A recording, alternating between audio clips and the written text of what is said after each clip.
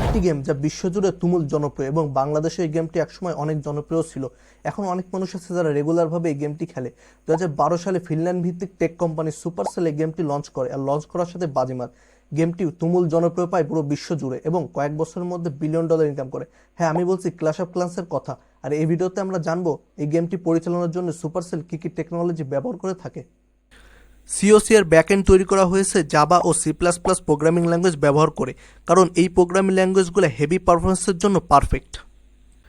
COC গেমারদের village, troop, attack, result সবকিছু রিয়েল টাইমে সংরক্ষণ করে ক্লাউডে।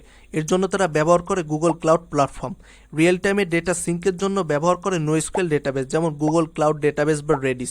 লাখ লাখ রিকোয়েস্ট হ্যান্ডেল করার জন্য তাদের রয়েছে load balancer plus auto scaling system.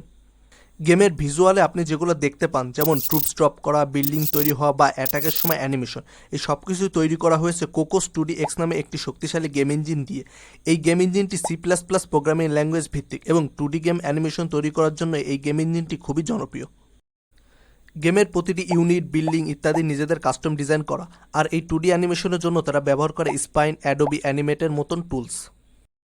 হ্যাকারদের ঠেকাতে সুপারসেল ব্যবহার করে encrypted communication, server side validation, AI base cheat detection system. এইরকম আরও অনেক গেমের পেছনের টেকনোলজি জানতে চাইলে গেমের নামটি কমেন্টে লিখে জানাতে পারো।